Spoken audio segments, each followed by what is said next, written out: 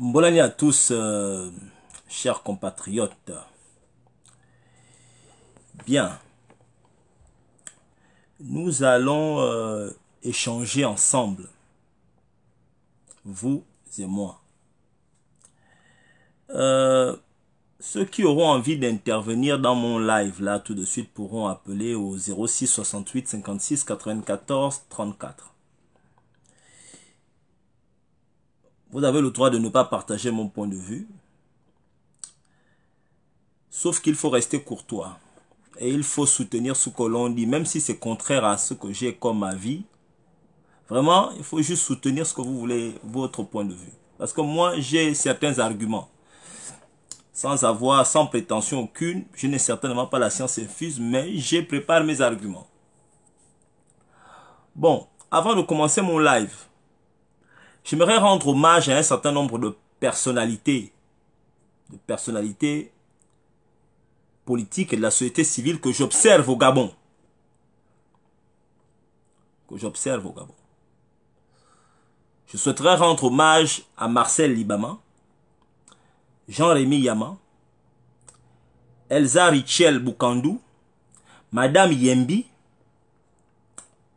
J'aimerais rendre hommage à Monsieur Oyabi, Génération Wise. J'aimerais rendre hommage à Christian Rekula. J'aimerais rendre hommage à... Ils sont nombreux, hein. Je vais pas les citer tous parce que sinon je vais passer la nuit là. Ils sont nombreux, des Gabonais qui sont au Gabon, qui continuent le combat malgré les pressions. Et je les observe. Je ne parle pas beaucoup, mais j'observe. J'observe. Ils sont rentrés en prison, ils sortent. Et ils continuent le combat. Ils ne se laissent pas distraire. Donc je rends hommage à ceux-là et d'autres que je n'ai pas ici. Je pourrais citer Jean-Gaspard Ntuntoumaï. Je pourrais citer Richard Moulomba. Et d'autres. Ils sont nombreux. Hein. Vraiment, ils sont nombreux. Il y a des Gabonais au Gabon qui ne se laissent pas faire, qui estiment que le Gabon, c'est notre pays à tous. Et il est de la responsabilité de chaque Gabonais de faire ce qu'il doit faire pour que notre pays soit un meilleur pays et qu'il rentre dans le concert des nations. Qu'il joue sa partition dans le concert des nations. Donc voilà. Moi, je vous ai invité ici pour m'adresser particulièrement à certains Gabonais. Tous ceux qui estiment qu'ils ne veulent plus entendre parler des élections. J'ai un message pour vous. Vraiment, je vais parler vraiment en face, les yeux dans les yeux. Les yeux dans les yeux. Moi, je vais vous parler les yeux dans les yeux. La première chose que j'aimerais que ceux-là qui estiment qu'ils ne sont pas pour les élections, j'aimerais qu'ils sachent, c'est que j'ai du respect pour vous. J'ai du respect pour tout Gabonais qui se bat, quelles que soient les raisons pour lesquelles il se bat et comment il se bat. J'ai d'abord un respect parce que vous êtes déjà dans la bagarre, vous n'êtes pas obligé, vous pouvez dire non. J'ai du respect pour chaque Gabonais. Mais vous savez, dans ce combat-là, c'est comme dans un match de football. Le match de football ne se joue pas à 11. Hein. Quelqu'un qui ne comprend pas le football va penser qu'il n'y a que 11 qui jouent contre 11. Mais dans le match de football, il y a les supporters. Ils font partie des joueurs. Chaque équipe a ses supporters. Moi qui ai fait de la haute compétition, je sais ce que c'est qu'aller jouer contre une équipe qui a des supporters qui font du bruit. Ou bien qui soutiennent leur équipe, ils deviennent un joueur. Il y a des moments, l'athlète sent la pression des supporters. À côté des supporters, il y a les remplaçants. À Barcelone, quand vous regardez Barcelone ou bien Real Madrid jouer, vous voyez 11 gars, mais n'oubliez pas qu'il y a encore 11 gars qui sont là, qui ne viennent peut-être jamais sur le terrain, mais ils sont là. Ils peuvent te passer 1 an, ils ne jouent pas. Mais ils font, c'est eux qui font en sorte que le meilleur joueur s'entraîne. Donc il y a 11 autres gars qui sont là. C'est comme quand nous sommes dans ce combat-là. Tout le monde ne peut pas combattre de la même manière. Ou bien n'a pas le même impact. Nous n'avons pas tous le même impact dans le combat. Certains ont un impact beaucoup plus considérable que d'autres. Mais chacun joue au moins une petite partition. C'est pourquoi j'ai du respect pour ceux qui estiment que nous, on ne veut pas aller aux élections. Je comprends. Je comprends la frustration, l'énervement, la lassitude. Il y a plusieurs expressions qu'on pourrait, n'est-ce pas, assimiler ou ajouter comme raison pour le fait pour vous de dire non, non, non, nous ne voulons plus entendre parler des élections. Mais vous savez, mes frères, nous devons étudier. Il faut étudier les combats qui ont été et qui sont similaires aux nôtres, les combats. Parce que nous n'allons pas réinventer la roue. Ce ne sont pas les Gabonais qui ont inventé la résistance ou la dictature. Il y a eu dans l'histoire des peuples qui ont combattu des régimes répressifs beaucoup plus violents que celui que nous combattons, qu'on appelle le PDG de Bongo Ondimba, devenu Valentin. Il y a eu des pays qui ont combattu, des peuples, des populations qui ont combattu. Je pourrais citer en exemple l'Afrique du Sud, de l'ANC de Nelson Mandela. Je pourrais citer l'Inde, de Mahatma Gandhi et du CNI, du Congrès national des Indiens. Je pourrais citer de nombreux autres pays. Et récemment, on a vu ces dernières années, on a vu la Gambie en 2016 qui a pu chasser Yaya Jammeh en décembre. Nous sommes en décembre 2016. Vous vous rappelez? Je pourrais citer le Mali et d'autres pays. Je pourrais citer en 2014 le Burkina Faso. Donc, les peuples continuent de se battre contre des régimes répressifs, des régimes dictatoriaux qui estiment qu'ils doivent se maintenir au pouvoir coûte que coûte, au détriment des aspirations du peuple. Mais in fine, lorsque on regarde tous ces pays-là, tous ces pays qui se sont battus, tous ces pays ont un point commun. Pourquoi je veux faire relever le point commun? Parce qu'il y a beaucoup de Gabonais qui disent « Oh, le peuple gabonais est tocard, le peuple gabonais est peureux, le peuple gabonais, c'est le peuple qui libère. » Je vous entends, j'entends certains dire « Non, c'est un peuple, c'est le peuple qui libère le pays. » Mais mes frères, je vous défie de me montrer un pays où le peuple s'est libéré seul, sans un leader et sans une organisation. Ça n'existe pas. Je répète, aucun pays dans l'histoire de l'humanité ne s'est libéré seul, sans un ou des leaders et sans une ou des organisations. Et des organisations visibles, pas des organisations cachées, visibles dans le pays. Ça n'existe pas. Vous pouvez fouiller. Vous pouvez fouiller. La plupart des pays arabes là, qui chassent les dictatures, la plupart des pays arabes qui chassent des dictatures, vous allez voir quoi? Vous allez voir que ce sont des pays musulmans. Et vous allez voir que les mosquées, les imams sont derrière. Les imams. Parce que les imams, les pays musulmans, quand vous allez dans les pays musulmans, pour ceux qui ont déjà été dans les pays musulmans, vous allez voir que l'islam est ancré dans la politique. La politique ne se fait pas sans l'islam. C'est le cas au Sénégal. C'est le cas au Mali. Même au Nigeria. Moi, j'ai été au Nigeria. Le nord du Nigeria, ce sont les musulmans. Le sud du Nigeria, ce sont les chrétiens. Et le pouvoir politique est maintenu au Nigeria par le nord. Le pouvoir économique, c'est-à-dire là où il y a maintenant c'est pourquoi vous avez vu là, le Biafra. Le Biafra, c'est au sud. C'est là-bas où il y a le pétrole, là où il y a les richesses.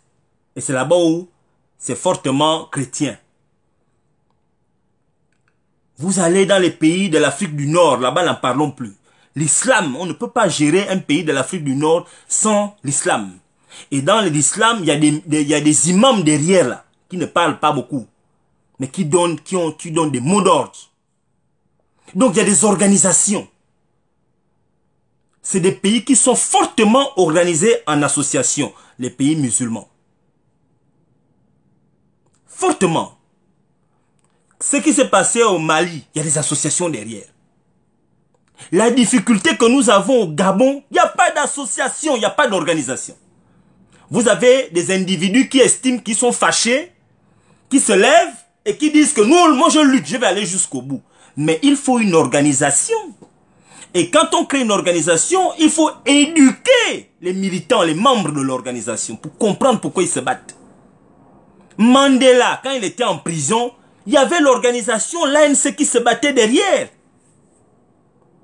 Quand Mandela était debout, on ne voyait pas Winnie. Dès qu'on a mis Mandela en prison, Winnie a pris la relève. Winnie est sorti du bois. Vous allez aux États-Unis pendant la ségrégation noire.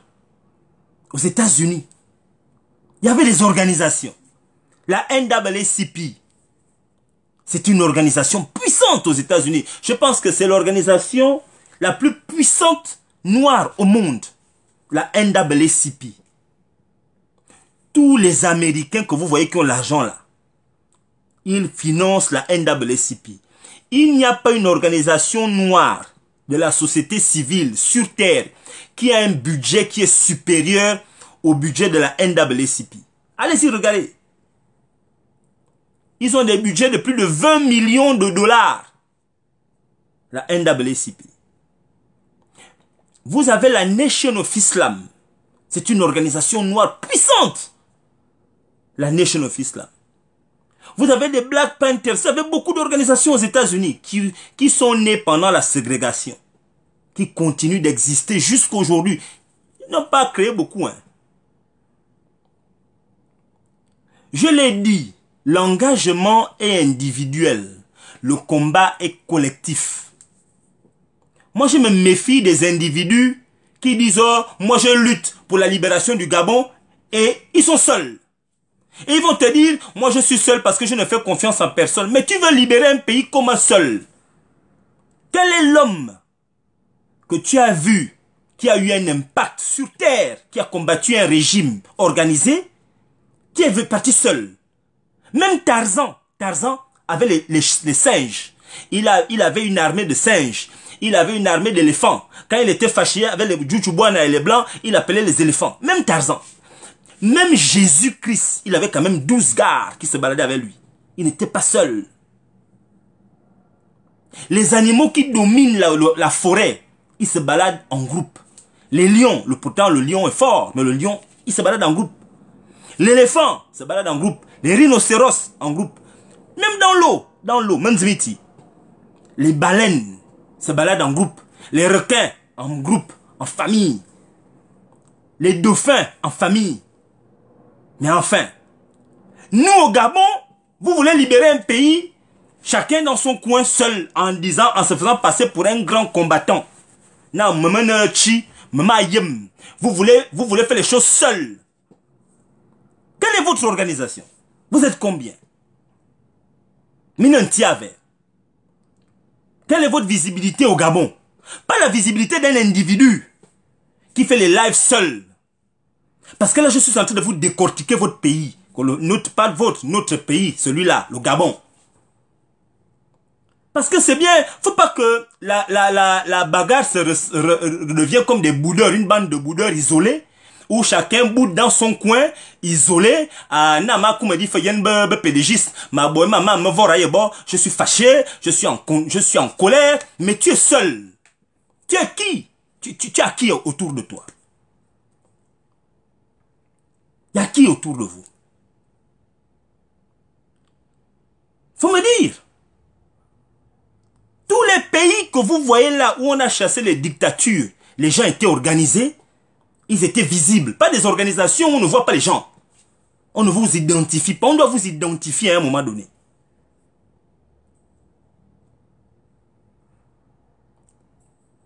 Vous avez vu, il y a quelqu'un qui me dit, le problème au Gabon est une organisation est facilement corruptible. Ça veut dire que nous ne sommes pas prêts.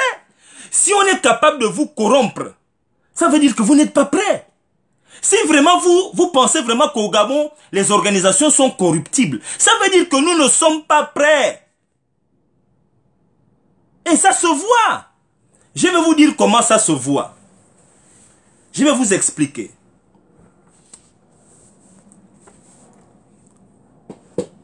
Au Burkina Faso, attendez, j'ai pris ça là. Nous sommes en octobre 2014 au Burkina Faso.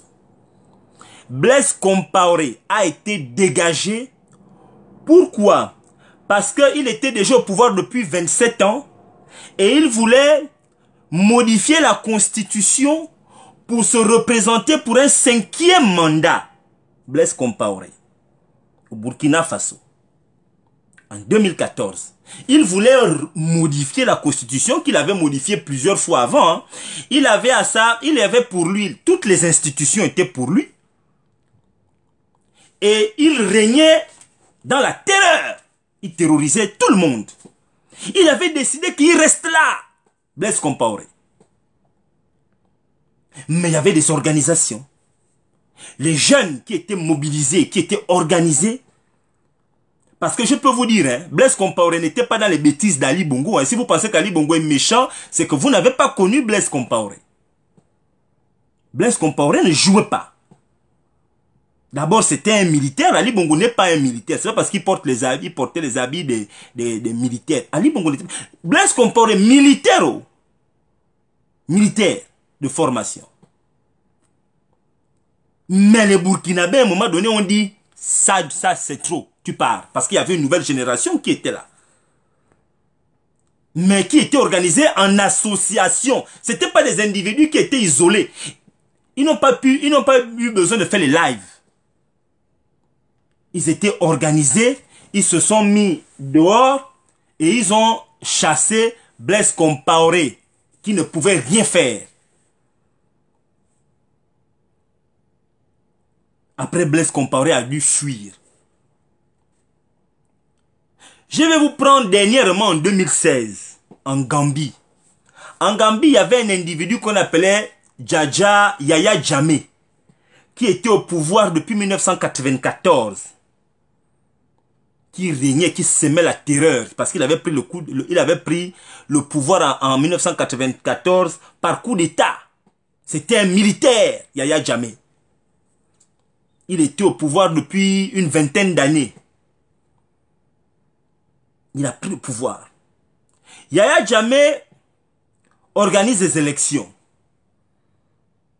Il perd les élections dans les urnes par, comment on l'appelle? Par Adama Barrow. Adama Barrow bat Yaya Jammeh dans les urnes. Et Adama Barrow décide d'organiser le peuple. Non, il n'a pas organisé. Le peuple était déjà organisé. Les gens descendent dans la rue.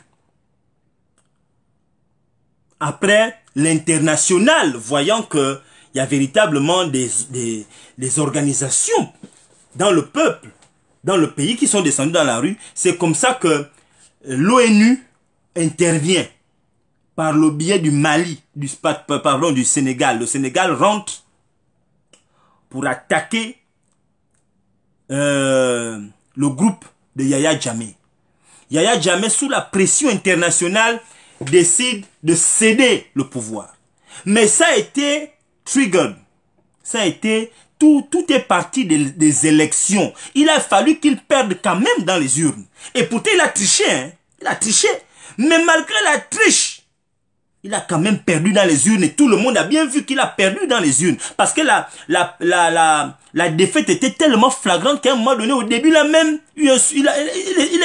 été obligé de reconnaître qu'il a perdu. Il a été au contraint parce que les gens ont tellement voté que non, il s'est dit non, là je ne peux plus. Ils n'ont pas boycotté, hein. Ils n'avaient pas la cour constitutionnelle, l'opposition n'avait pas la cour constitutionnelle ou bien machin. Non, tout le monde est allé voter contre Yaya Jammeh. Ils ont dit on vote contre toi. Et tout le monde a tellement voté que Yaya Jammeh a perdu l'élection. Dans les urnes, il a triché, hein. Mais c'était tellement flagrant. À la différence du Gabon, quand les gens sont sortis pour contester en Gambie, il n'y a pas eu le leader qui a demandé aux gens qu'on rentre. Le leader n'a pas dit. Il a dit tout le monde dehors. Les gens ont manifesté. Yaya Jammeh, il s'est retrouvé dos au mur. Pour dire que mon Dieu, quand il a voulu insister,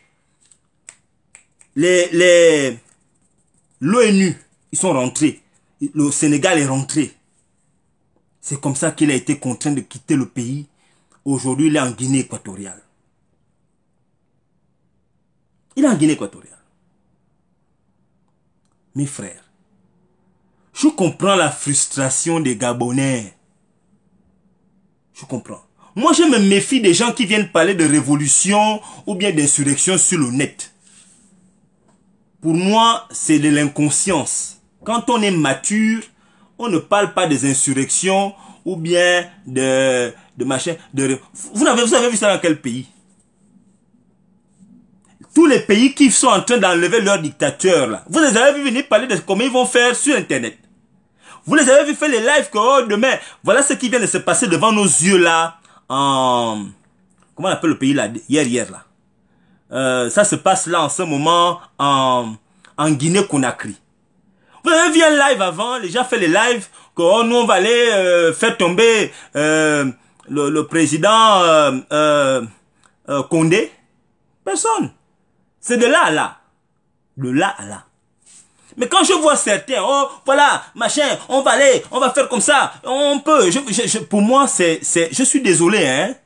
Ce n'est pas très responsable, ce n'est pas très mature et ce n'est pas très sérieux. Je vous respecte, je regarde ce que vous dites, mais quand on comprend ce que cela représente, quand on comprend ce que cela entraîne comme responsabilité, je ne pense pas que c'est sérieux de venir à la télé, dans un live, et dire que oh, nous on va aller faire comme ça, on va aller faire comme ceci. Moi je vous dis, ça c'est pas sérieux. Ça veut dire que moi je ne vous prends même pas au sérieux. Je ne peux pas prendre au sérieux quelqu'un qui fait un live et qui est en train de dire que voilà, non.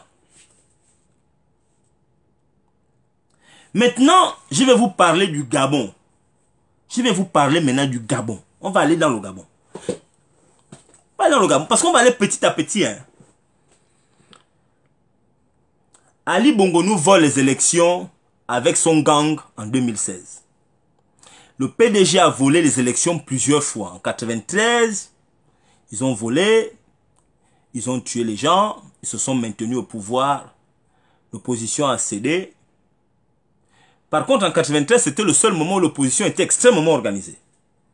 Et je peux vous dire qu'en 93, Omar Bongo a failli partir. Il était presque parti. Bon, ceux qui étaient grands à l'époque là connaissent l'histoire.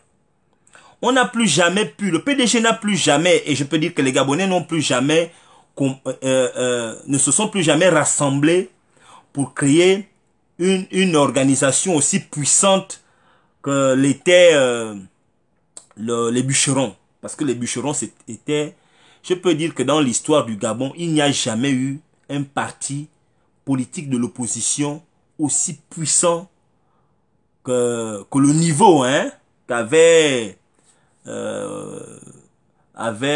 montré le bûcheron dans le contexte des élections présidentielles de 1993. Parce que en 93, c'était le niveau d'organisation était tellement puissant qu'Omar Bongo, et pourtant il n'y avait pas la candidature unique en 93. Hein. Mais la machine politique que Mbaba Solo avait, tu ne pouvais pas. Ils avaient un QG puissant. Ils avaient comment on appelle ça? Une radio. Ils avaient un journal. Il y avait Radio Liberté. Il n'y a plus jamais eu un parti politique. Il n'y a plus. Depuis les bûcherons, il n'y a plus eu un parti politique qui a sa radio, qui a son journal, qui a son... Parce que même jusqu'au présent, au moment où je vous parle là, au moment où moi je suis en train de vous parler, à part le PDG, le seul parti politique qui a son bûcher, qui a son siège, là-bas vers Montboîte, là-bas c'est les bûcherons. Les bûcherons, ils ont leur siège. Le siège appartient au parti. C'est pas pour Mbaba solo. Parti. Ils sont les seuls qui sont propriétaires de leur siège. Tous les autres partis là, ils louent. Ou bien c'est le président qui est chez le président. Comme on a chassé les gens de l'Union nationale, Miboto, fâché. Comme le parti est déjà divisé, Miboto a dit aux gens, quittez chez moi. Tous les autres partis là, aucun parti politique au Gabon n'a son siège propriétaire. C'est faux, il n'y en a pas. C'est pour vous montrer le degré d'organisation que le bûcheron avait atteint dans le contexte de 1993. Un travail de longue année, hein, parce que je vous rappelle au passage que c'est un parti qui avait été créé dans les années 70, début. Et en 93, ils étaient déjà devenus quand même matures. Ils avaient un niveau d'organisation puissant. Les autres ne pouvaient pas. Donc ils ont battu Omar. C'est parce que seulement Mbaba Solo a fait le désordre. Après, bon, c'est ça qui a fait en sorte que les gens se sont découragés. Et le parti a commencé à faire une phase. C'est aligné dans une phase descendante terrible. Mais bon, Maman Yangon Toul. Donc, les PDGistes ont triché encore en 98 quand Mamboundou est arrivé. Il a essayé de créer le PGP. Le PGP qui est devenu aussi un parti assez puissant. Puisqu'ils ont gagné en 80. Parce qu'Omar Bongo veut se servir du PGP pour noyer le Morena, le bûcheron. Mais il ne se rend pas compte que en donnant de l'espace à l'UPG prend beaucoup d'espace et le charisme de Mamboundou fait que Omar Bongo est perdant en 98. On arrive au PGP. Le PGP avec... dès que le leader du PGP, parce que le PGP a perdu, je pense, 3 leaders.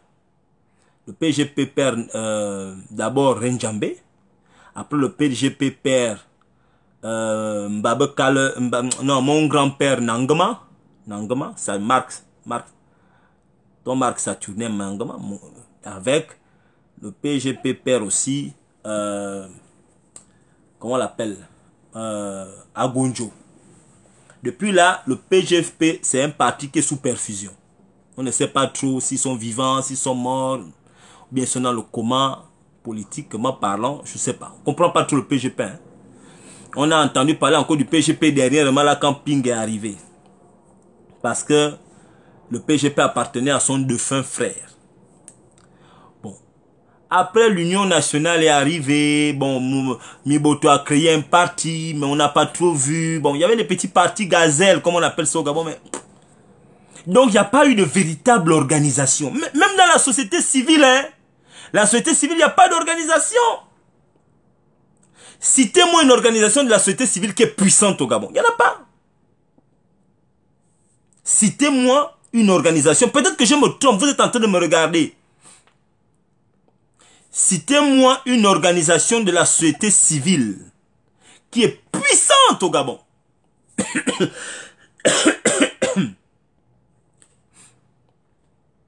La seule organisation que moi je vois qui essaye, C'est l'organisation qui est dirigée par Jean-Rémy Yama. Avec, où il y a Marcel Libaman, l'organisation des travailleurs. C'est la seule organisation que je vois un peu. Bon. Là encore, il y a un problème.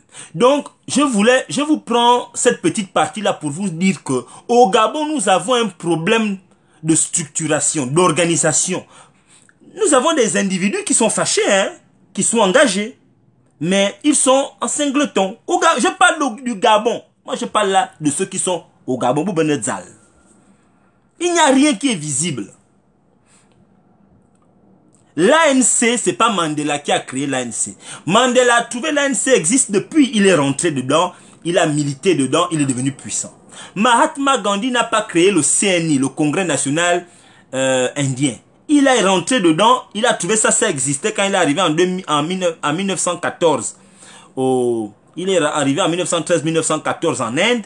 Et en 1915-16, il était devenu l'un des leaders phares de cette organisation. Vous allez aux États-Unis. La NAACP n'avait pas été créée par Martin Luther King, mais il a milité dans Malcolm X, pareil. Malcolm X n'a pas créé la Nation of Islam. Il est arrivé là, ça existait, il a milité dedans. Mais les Gabonais ont un problème de confiance. Ils n'ont pas confiance aux organisations. Parce que nous vivons dans un environnement de corruption. Mais il y a des gens qui ne sont pas corrompus. Maintenant arrive le choix des leaders. J'arrive maintenant au niveau des choix des leaders. Les leaders que nous avons eu souvent. Il y a une guerre actuelle que je n'aime pas. Vraiment que je n'aime pas. Il y a une guerre au Gabon qui est dans l'opposition que je déteste.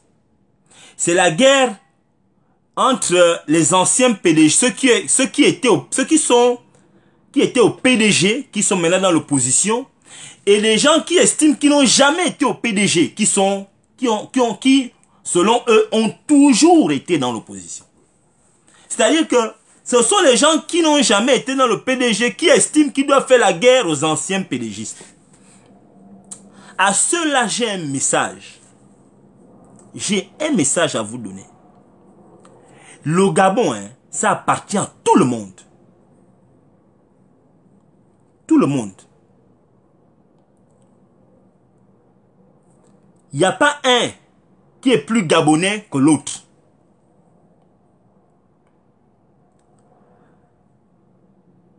Les pédégistes, la famille Bongo Ondimba avec d'autres pédégistes, ils sont au pouvoir depuis une cinquantaine d'années. Ça fait une cinquantaine d'années qu'ils sont au pouvoir. Qu'ils gaspillent le Gabon. Vous qui êtes des opposants légendaires, vous avez toujours été dans l'opposition. J'aimerais vous poser une question. Vous avez créé quelle organisation? Vous qui estimez que vous n'avez jamais été au PDG, vous êtes les plus grands résistants. Quelle est votre organisation? Vous avez été incapable de créer une organisation. Je vais même aller plus loin. Si le PDG est déstabilisé aujourd'hui, nous avons remarqué, si j'enlève seulement Mamboundou, j'enlève Mamboundou et Mbab Solo,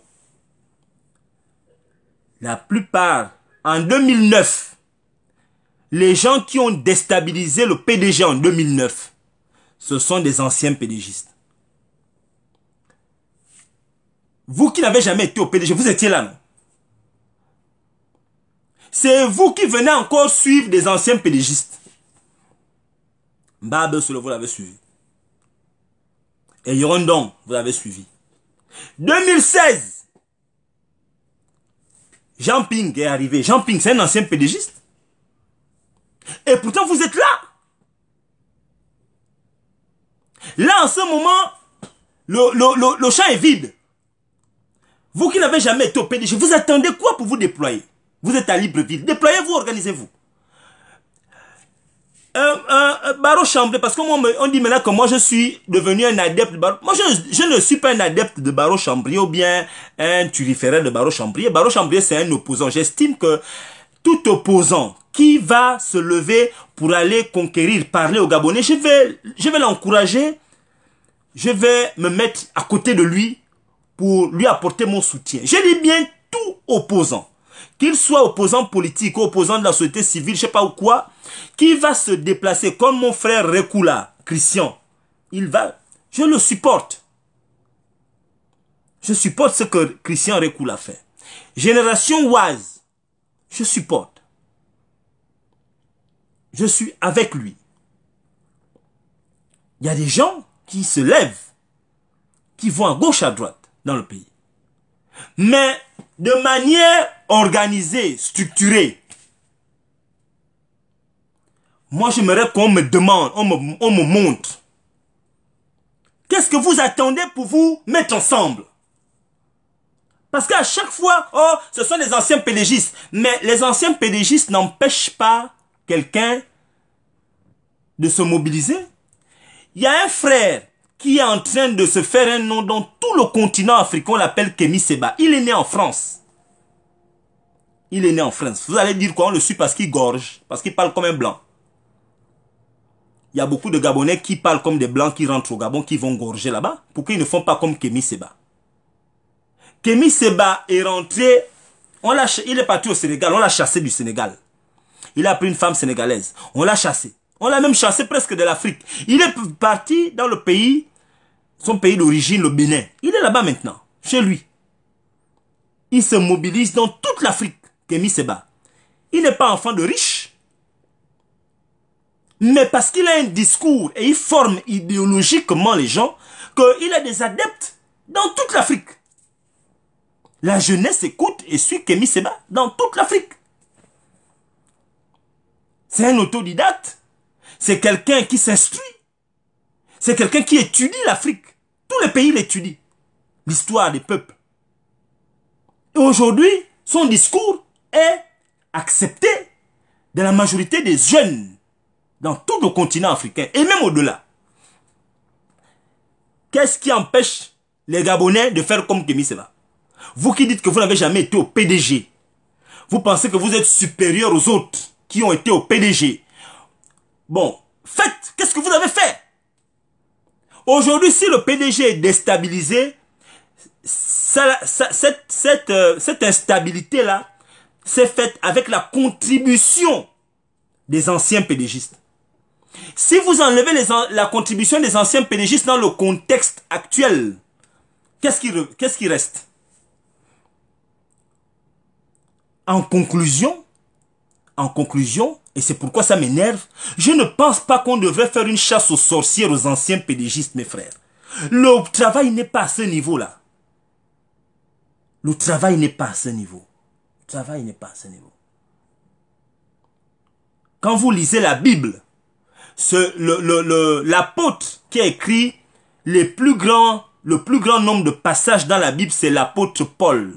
Et Paul était celui qui tuait les chrétiens. Mais pourquoi les gens ne disent pas que, oh, pourquoi vous les chrétiens, vous ne dites pas que je ne vais pas lire ce que l'apôtre Paul avait écrit parce qu'il tuait les chrétiens avant? Parce que dans la vie, il faut honorer quelqu'un qui décide de changer en bien. Quelqu'un qui faisait mal, qui estime que j'ai fait mal ou j'ai appartenu à une équipe qui fait mal. Et que maintenant, moi j'ai envie d'aller maintenant dans l'équipe où on fait bien. J'ai envie de me rattraper. Il faut honorer ça. Il faut le prendre, l'encadrer. Pas faire des guerres. Oh tel, tu étais un pédégiste. Oh tel, c'est vous, machin, tel pédégiste. Non, ça ne sert à rien ça. Ça ne sert à rien. Ça ne sert à... Vraiment, permettez-moi, mais c'est tout cela immature. Immature. Il y a des gens qui ne comprennent pas la démarche qui est la mienne, et je peux le comprendre. Parce que nous n'avons pas le même degré d'information, nous n'avons pas le même degré de compréhension de ce dans quoi nous sommes. Je peux comprendre que quelqu'un ne comprenne pas. Ou bien comme me disent certaines personnes isolées, oh mais si, je sais que tu es vendu. Les gens disent que tu es vendu. Mais on me dit que je suis vendu depuis. Mais je suis toujours là. J'attends les preuves. Les gens qu'on ne soupçonne pas, c'est eux qui traversent tous les jours. Les gens qu'on ne soupçonnait pas, qu'on disait que, ah oui, ça c'était les grands combattants. Et Yorondon, voilà Yorondon qui est parti, non? Vous avez dit que bon, Yondo était un ancien PDGiste. Mais Moukani Ouangou, les gens disaient que Moukani Ouangou c'était un grand combattant. Moukani Ouangou, c'est puis il a traversé. Il n'était pas un ancien PDGiste. Bruno Ben Moubamba, il n'avait jamais été au PDG. Mais en 2016, il a traversé. Il est allé devenir vice-premier ministre. Donc ce n'est pas un problème d'anciens PDGistes ou bien des gens qui n'ont jamais été au PDG. Ça n'a pas de... C'est l'engagement. C'est l'engagement qui est important. L'engagement. L'engagement individuel et l'engagement collectif. Parce que l'engagement individuel et personnel ne suffit pas. Rester dans ta maison à bouder les PDGistes, dire que bon, moi je ne vais jamais rentrer au PDG, mais je ne rentrerai jamais au PDG. Mais c'est pas suffisant. Qu'est-ce que tu fais en termes d'organisation, de manière structurée? Tu appartiens à qui?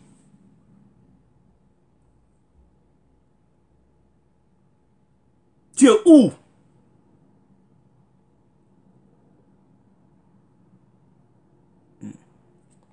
Moi, je vous le dis, mes frères, une guerre contre un système, parce que les PDG sont organisés, hein, ils appartiennent à un groupe qu'on appelle le PDG.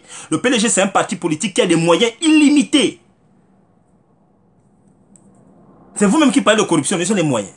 Donc, ça veut dire que pour battre des voyous comme ça, il faut former les gens sur le terrain idéologique. Il faut les former idéologiquement pour comprendre.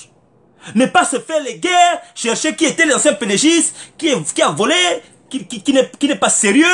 Non. Parce que nous aimons, c'est pourquoi au Gabon, on ne sait pas créer de grandes entreprises. L'économie, tout type d'économie au Gabon est géré par les étrangers. Parce que nous ne savons pas être ensemble. Même consommer, un Gabonais préfère aller manger dans le restaurant d'un étranger au lieu d'aller manger dans le restaurant d'un Gabonais. Parce qu'avec Zuna, dis-moi que Zibo on va savoir, on va me voir. Il préfère aller manger dans le restaurant de quelqu'un qui ne connaît pas. Voilà. Nous ne sommes pas formés pour rester ensemble. Quand les Gabonais viennent à l'étranger ici, la première chose qu'on leur dit, c'est ne fréquentez pas les Gabonais. On ne dira pas ça à un Camerounais. Un Camerounais, quand il arrive ici, les premiers gens qui cherchent, c'est les Camerounais. Un Béninois, quand il arrive en Europe, les premiers gens qui cherchent, ce sont les Béninois. Idem pour les autres. Mais un Gabonais va arriver en France, la première chose, il va dire, je ne fréquente pas mes gens. Et quand il a les problèmes là-bas, quand il meurt, ce sont les Gabonais qui vont venir amener son corps. On va nous dire qu'il y a des Gabonais qui meurent ici en France, hein, dans les maisons, ils font une semaine. Hein. On les retrouve après 2 semaines, seuls. On nous appelle ici. Oh, il y a des Gabonais, même on fait même le communiqué, qu'il y a une Gabonaise qui est morte là-bas, oh, venez identifier le corps, parce qu'on a vu sur ses papiers Gabonaises. Elle vit seule dans son coin. Et là, ce sont des Gabonais, c'est nous qu'on appelle. Mais ni me lève, ah, Nandon, monsieur, Nandon, la police m'a même déjà appelé ici. Non, mais monsieur, messire, votre nom est sorti, vous êtes sur les machins, il y a un Gabonais. On m'a appelé ici, là. Donc c'est pour dire que nous sommes bizarres. Si les Bongos sont toujours au pouvoir, c'est parce qu'ils sont forts. Ça n'a rien à voir avec Mbourancho. Ça n'a rien à voir avec Mbourancho. C'est parce que nous ne sommes pas capables de nous organiser. Il faut commencer là. C'est ça le problème. Mais quand on vous amène sur ce terrain, vous ne voulez rien entendre. Je vous dis, moi, Nandouin, je vais vous prendre mon exemple, moi.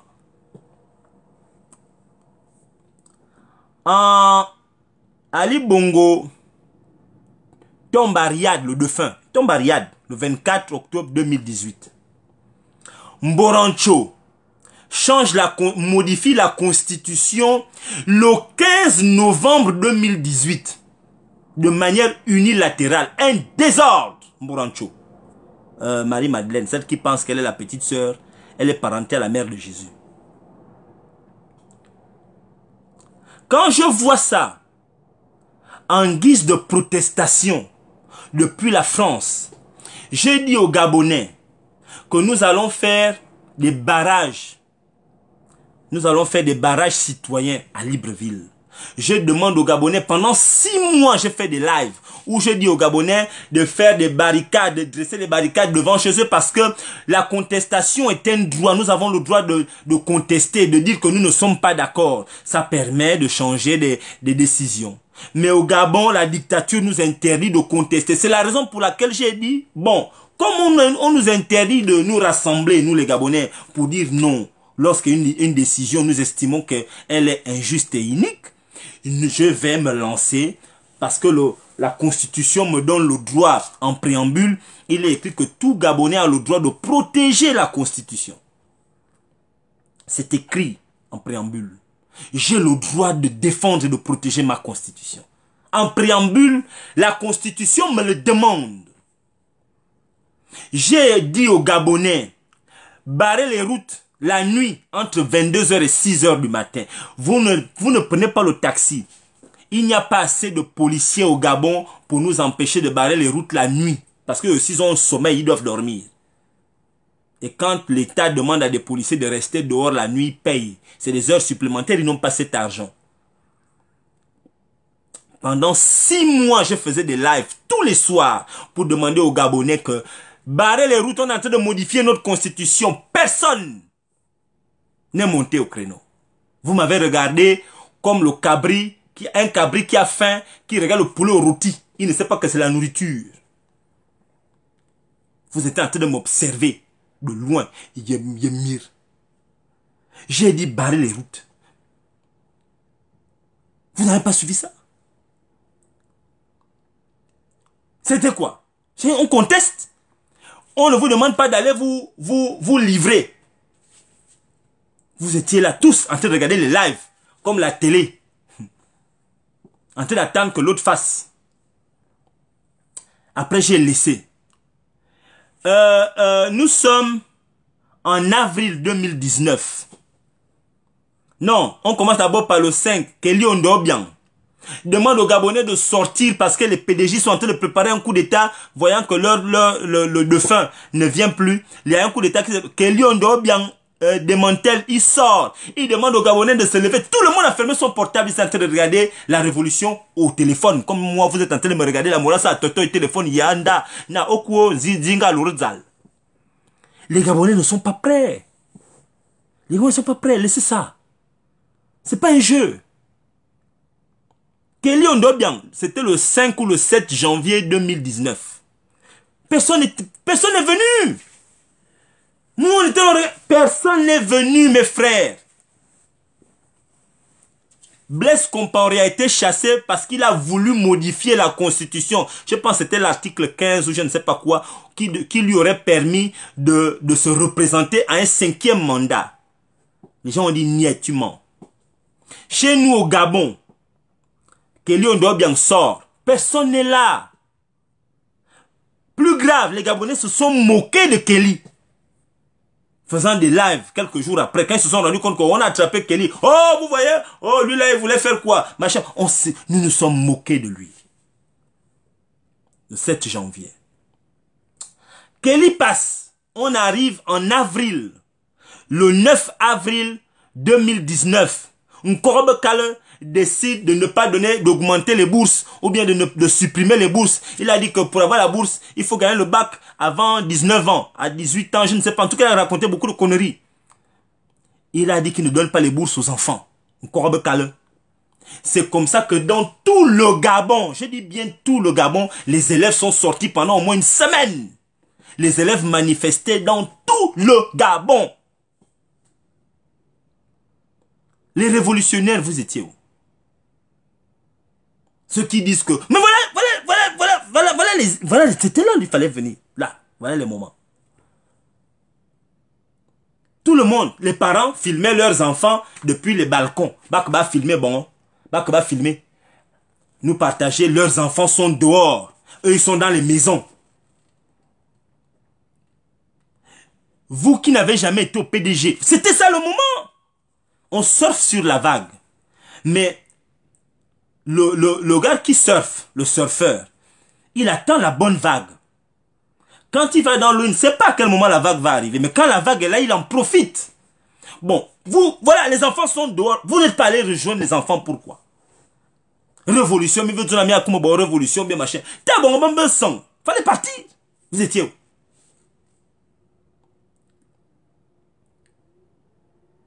Les enfants sont sortis même à Franceville, dans le Guelolo. Ils sont sortis partout. Ils n'ont pas attendu de mot d'ordre. Ben sang.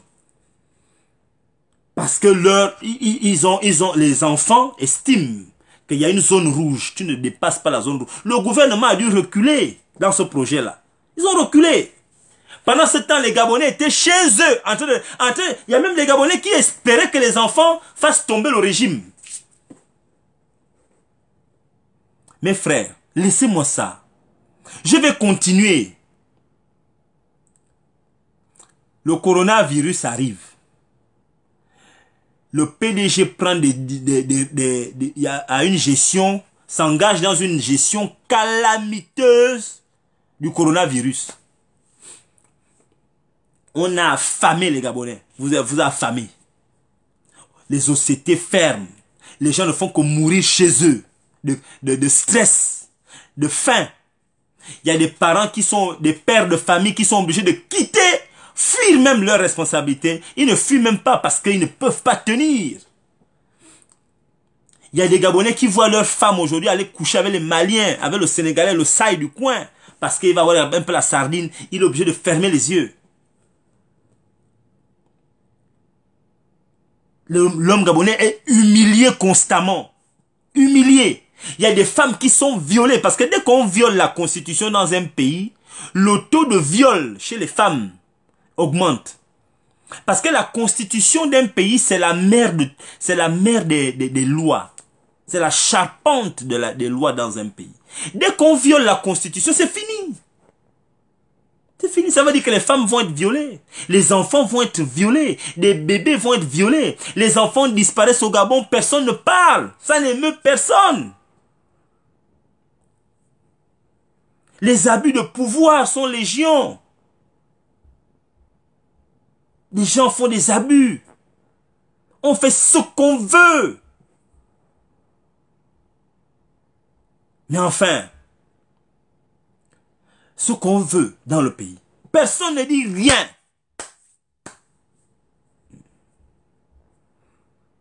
Regarde, quelqu'un est en train de dire, mon fils, messieurs, si nous barrons les routes, le pouvoir envoie les militaires pour tuer même la nuit. Mais c'est du mensonge. Est-ce que vous connaissez Isabelle? Est-ce que tu connais le nombre de militaires qu'il y a au Gabon? Dans tout le Gabon. Il n'y a même pas 30 000 militaires. Dans tout le Gabon, il n'y a même pas 30 000 militaires. Est-ce que tu connais le nombre de Gabonais, le nombre de personnes qu'il y a dans l'estuaire? Même pas dans l'estuaire, dans Libreville. À Libreville, il y a à peu près 500 000 personnes. Le nombre de militaires de tous les corps habillés dans tout le Gabon. Tous les corps habillés, c'est même pas 30 000. Mais le nombre de Gabonais qu'il y a à Libreville, nous sommes à 500 000. Est-ce que tu vois la différence de nombre? C'est parce que nous ne sommes pas, nous ne comprenons pas. Ce que nous préférons rester dans la peur. C'est-à-dire que nous ne voulons pas réfléchir. On veut avoir peur. On ne veut pas réfléchir. On préfère mourir de stress. Mourir de stress. On préfère mourir de stress. Nous avons le droit de manifester. Nous avons le droit de manifester le mécontentement et dire que nous ne sommes pas d'accord. Mais nous nous soumettons, nous sommes assujettis au désordre. Nous sommes assujettis au désordre parce qu'on ne veut pas réfléchir. Nous ne voulons plus réfléchir. Nous ne voulons pas nous asseoir et réfléchir de manière consciente, de manière mature, de manière organisée, mais enfin, ils sont combien? Si vous prenez tous les quartiers de Libreville, on ne vous demande pas, vous pensez que quand vous essayez un peu de sortir un peu de chez vous à 3 heures du matin, vous allez voir qu'il n'y a personne en route. Mais si vous sortez, vous barrez une route, vous barrez la route, qui va vous voir? Qui va vous voir? J'ai demandé, les gars, j'avais demandé ça en guise de protestation parce que je ne suis pas d'accord. Je n'étais pas à l'époque d'accord, et je ne suis toujours pas d'ailleurs, que Marie-Madeleine Borancho fasse de la Constitution ce qu'elle veut. Ça sert Pierre. Parce que c'est cela, en fait. Mais les gens ne veulent pas. Les gens ont boycotté parce que c'est Nandou qui a dit. Parce que chez nous, il y a ce problème-là aussi. Le problème, c'est Nandou, c'est un fan. Peut-être à Kala ne fan parce qu'il aime parler le fan. Parce qu'avec comme fan, le monsieur, machin, les gens ont boycotté. Il y en a qui ne veulent pas voir ma tête. Parce que comme ça vient de Messire, on ne peut pas faire. Même s'il a raison, mais comme ça vient de lui, on ne fait pas. Yacoubia Bodia, on s'en fout. Parce qu'en fait, on n'est pas là pour libérer le Gabon. On est là pour se faire voir. On est là pour se faire voir. Donc, moi, je suis en train de disséquer l'état d'esprit dans lequel notre nation est. Encore que nous ne sommes même pas encore une nation, au sens pratique du terme. Nous ne sommes une nation qu'au sens littéraire, hein, ou littéral, je sais pas, dans les livres. C'est là où nous sommes une nation. On dit, oh, le Gabon, c'est un pays, une république de 267 667 km², avec une population, machin, un groupe ethnique, machin, machin. Mais dans nos agissements, nous ne sommes pas une nation. Nous ne sommes pas une nation. Parce que l'intérêt supérieur de la nation n'existe pas. Nous ne savons même pas ce que c'est. On nous viole tous les jours. Nous nous violons même nous-mêmes. Nous nous violons nous-mêmes. Parce que quand tu es face à une situation qui est désastreuse, qu'est-ce que j'appelle le viol, là où nous nous violons? Je vais vous expliquer ce que j'entends par là. Ta maison prend feu. Ta maison, il y a le feu. Alors, ta maison brûle. Hein? Ton ennemi vient te dire qu'il t'aide. Tu lui dis non, ne m'aide pas. Ma maison même doit brûler, mais toi tu ne m'aides pas. C'est ce qu'on appelle se violer soi-même. Parce que quand tu vois que l'intérêt, ta maison, c'est ta maison. Si ta maison tombe, tu vas habiter où? Maintenant, quand tu dis à ton ennemi de ne pas, quelqu'un que tu détestes dans le quartier, qui veut venir t'aider, parce que lui ne sait même pas que tu le détestes, il veut venir t'aider dans ta maison qui brûle. Et toi, tu lui dis de ne pas venir éteindre le feu, parce que tu n'aimes pas le voir. Tu dis non, non, lui là, il ne doit pas m'aider. Et maintenant, quand ta maison est en cendres, c'est fini. Ton gars, le gars là qui ne t'aime pas là, que tu n'aimes pas, il te dit même encore, bon, ok, tata, tu n'as plus de maison, viens même dormir à la maison chez moi. Tu dis non, je ne viens pas, je dors dehors. C'est ce qu'on appelle quelqu'un qui se viole lui-même. Et c'est ce qu'on observe au Gabon. Au Gabon, tu as quelqu'un qui se positionne comme étant quelqu'un qui peut aider le peuple, qui apporte une bonne idée. Et c'est ce qu'on observe dans les entreprises. Vous avez un collaborateur que tu n'aimes pas, qui donne une bonne idée, qui peut en faire avancer l'entreprise, mais tu vas le combattre. Tu vas combattre son idée parce que tu ne l'aimes pas lui. Tu t'en fous de l'entreprise. Il y a des gens comme ça là, le Gabon, c'est comme ça chez nous. Et c'est pourquoi notre société n'évolue pas. Et c'est pourquoi les Bongolas sont là. Les Bongos, Valentin, Ondimba, whatever. Parce que nous ne nous aimons pas. Nous sommes des boudeurs. Nous attendons Jésus-Christ, nous attendons Dieu, nous attendons Mohamed et tout le reste pour qu'eux ils viennent nous sauver. Nous attendons la communauté internationale, on se prend tout, on est tout comme des gamins, en train d'attendre les autres qui doivent venir nous aider. Nous faire des guerres inutiles, stériles, qui ne nous amènent nulle part. Et c'est là où nous sommes, nous péchons à ce niveau-là. Nous nous attachons aux individus. Vous avez un leader qui ne répond plus à vos attentes, mais vous êtes attaché à ce leader-là parce que vous ne savez pas vous être leader, ou bien regardez les autres petits leaders qui sont en gestation autour. Vous préférez, on fait comme les pédégistes. Les pédégistes ne sont pas conscients qu'il n'y a même pas quelqu'un, ils sont comme zombifiés. Ils sont en train de regarder, ils sont comme un cabri qui a faim, mais qui regarde le poulet au rôti qui sent bon. Il ne sait pas que c'est la nourriture.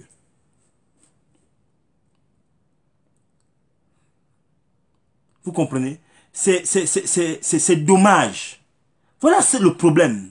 Alors, maintenant, quand on arrive à une situation où 2016 est arrivé, nous sommes allés au vote. Nous avons gagné, nous avons battu les pédégistes. Comme ils ne savaient pas qu'on allait les battre, ils ont triché. 2023 arrive. J'entends des gens dire qu'ils ne veulent pas aller aux élections. Je vous ai dit que je suis d'accord. Mais vous proposez quoi? Pendant 5 ans, nous avons vu la communauté internationale. La communauté internationale s'en fout de nos problèmes. Moi, je vous le dis. Nous vivons là où la communauté internationale, que vous appelez la communauté internationale, vit. On vit avec eux ici. On les rencontre. Je vous le répète. Eux là, ils s'en foutent des problèmes que nous avons. Maman Azumi ne dort. Ils s'en foutent. Il y a mon petit frère Starly Roy. Starly Roy a fait un live que j'ai regardé. Là où il expliquait le problème de l'Afghanistan avec les talibans. Il a bien expliqué ça. Hein. Il a le même point de vue que moi. Allez-y regarder son live. C'est vrai que c'est un peu trash. Il insulte beaucoup, mais bon. Il est un peu fougueux. Mais allez-y. C'est ça la communauté internationale. C'est un problème. La communauté internationale, c'est les grandes puissances qui se mettent ensemble lorsqu'il faut pour leurs propres intérêts. Et pour le contrôle du monde. La communauté internationale s'en fout de nos problèmes. Regardez ce qui se passe en ce moment en Afghanistan. C'est incroyable. Lorsque vous comprenez, hein.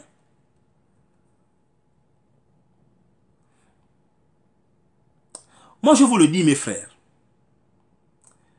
Vous savez, il y a eu des tonnes de raisons qui auraient pu nous pousser. Dans la plupart des pays, hein, ce qu'on voit au Gabon, là, c'est inacceptable dans la plupart des pays. Parce que la dernière histoire en date, c'est en décembre, où ils ont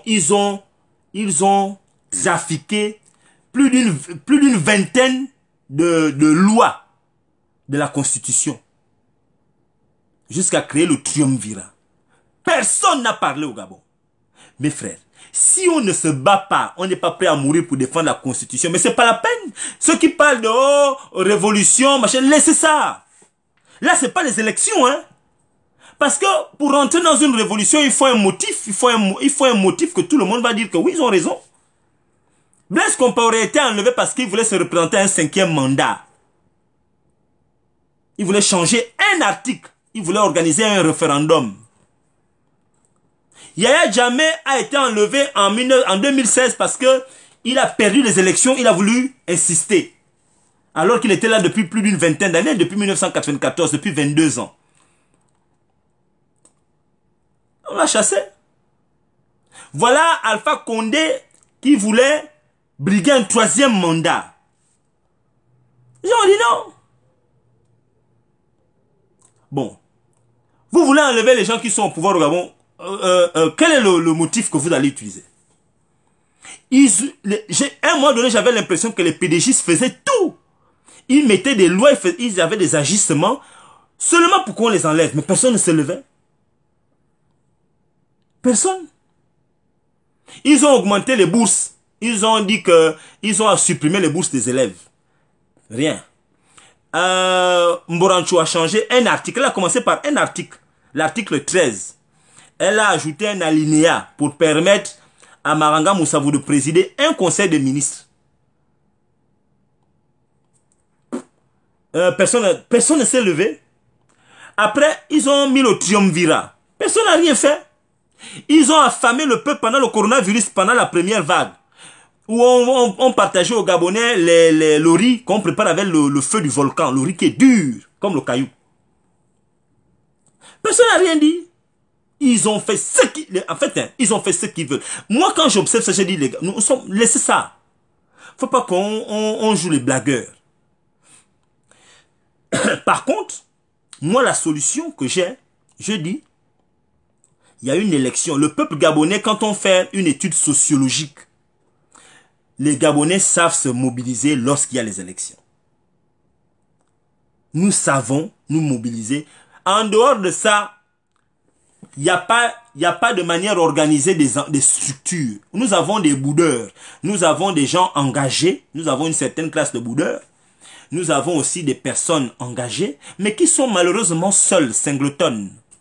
Alors, allons-y, les élections de 2023 arrivent. Organisons-nous. Mobilisons la jeunesse. On part en masse voter. Bon, ne me demandez pas là Parce que c'est immature de venir me dire, bon, Messire, quand on va voter, maintenant après on fait quoi? C'est immature. Vous savez, parce que, allons-y d'abord voter, hein? On bastonne les gars là dans les urnes. C'est ce que moi je pense. Ça n'a rien à voir avec Chambrier. Ça n'a rien à voir avec quelqu'un. Parce que rien ne nous dit que c'est Chambrier qui sera le candidat que les Gabonais vont décider de choisir. Ça peut être quelqu'un d'autre. Chambrier est le candidat qui actuellement fait le tour du Gabon et essaie de parler aux Gabonais. C'est pourquoi je l'encourage. J'encouragerai d'autres candidats qui vont sortir du bois et qui vont décider d'aller conquérir le peuple, aller parler au peuple. Je vais les encourager parce que je ne veux pas que les Gabonais soient là en train de vaquer, machin. Il n'y a pas de leader. Il faut que les leaders sortent du bois. Il faut que les leaders sortent du bois. Nous avons soutenu Jean Ping depuis 2016. Nous devons aujourd'hui faire le bilan. Depuis que nous soutenons Jean Ping, quel est le bilan? On ne peut pas soutenir quelqu'un sans un bilan. Il faut faire un bilan de Jean Ping. On ne fera pas le bilan de Jean Ping en 2023. On fera pas. Ce serait vraiment être immature. C'est le moment de faire le bilan de Jean Ping. Il reste 2 ans avant 2023. Il faut faire son bilan maintenant. Parce que politiquement, le mandat d'Ali, politique, est terminé. Là, ils vont bientôt se mettre ils vont bientôt s'organiser pour aller en villégiature politique. Vous savez, mes frères, une guerre est un ensemble de batailles. Il y a des batailles politiques. Le Gabon ne vit pas en autarcie. Le Gabon ne vit pas en autarcie. Le Gabon est membre d'une communauté internationale. Il y a des règles. Il y a des règles. La constitution gabonaise est la mère de nos règles. La constitution gabonaise dit qu'en 2023, il y a une élection présidentielle. Elle pourrait arriver avant. Hein, parce que le coronavirus est en train de faire jouer son rôle. Mais il faut s'organiser.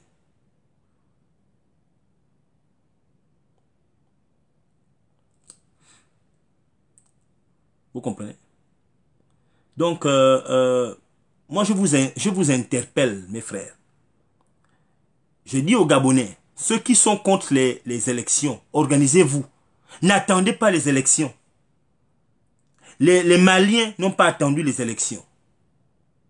Les autres pays qui sont en train de chasser leurs dictateurs n'attendent pas les élections. Ne vous occupez pas de ce que les gens, ceux qui sont engagés sur le terrain politique font. Faites ce que vous pensez que vous pouvez faire maintenant. N'attendez pas. Ne demandez pas aux autres de faire ce que vous n'avez jamais vu dans la forêt, le cabri, ou bien le zébu, ou bien l'antilope, aller demander au lion que bon, toi on est dans la forêt là, moi je mange l'herbe. Viens aussi manger l'herbe. Non. Chaque animal a ce qu'il estime être sa nourriture.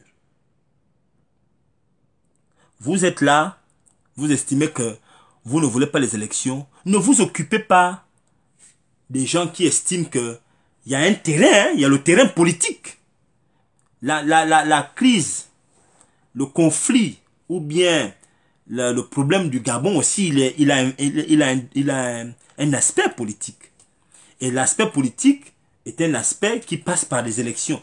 Je ne peux pas me permettre, Meni Nandouin, de boycotter une élection présidentielle. C'est pas possible. C'est pas possible. Nous avons boycotté les élections législatives en 2018. Quel est le bilan de ça? Quel est le bilan? Le président actuel de la Gambie s'appelle Adama Barrow. Adama Barrow était opposé à Yaya Jammeh. Yaya Jammeh qui était déjà au pouvoir depuis 22 ans et qui régnait par la terreur. Il tuait les gens, il mettait les gens en prison. Alors, Adama Barrow décide de s'engager en politique pour aller se présenter aux élections en Gambie. Adama. Il n'avait pas la cour constitutionnelle avec lui, il n'avait pas l'institution qui gère les élections avec lui, il n'avait personne. Mais il s'est quand même engagé dans l'élection. Il ne savait pas. Il disait qu'il fallait qu'il gagne dans les urnes. Mais il y a eu un contexte, après qu'il ait gagné dans les urnes, quelque chose s'est passé. Yaya Jammeh a fait ses propres erreurs. Adama Barrow en a profité, Yaya Jammeh est parti. Aujourd'hui, Adama Barrow est président. Parce que si nous n'allons pas aux élections, dites-moi, qu'est-ce qu'on fait?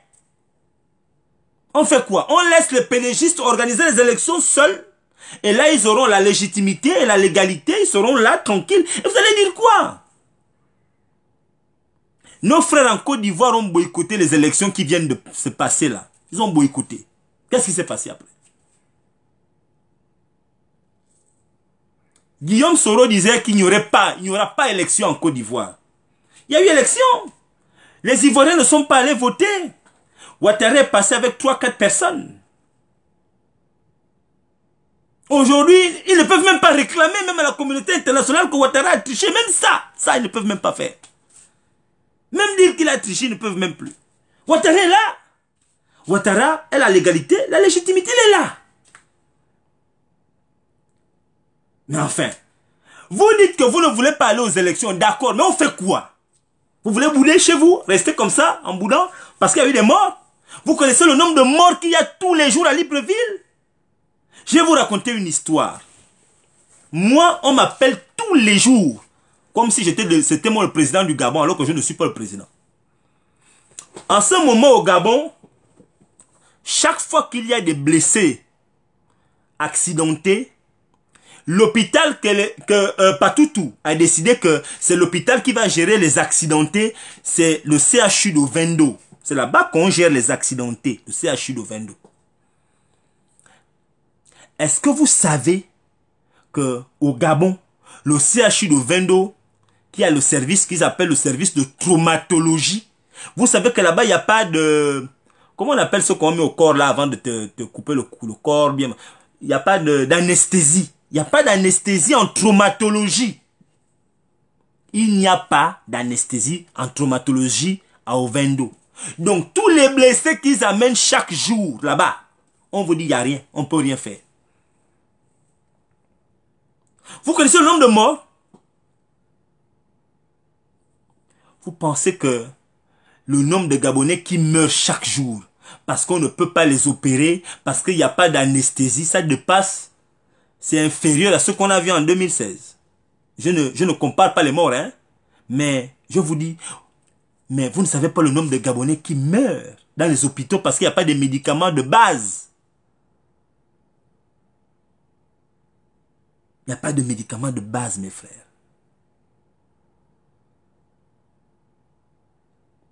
Est-ce que vous savez ça?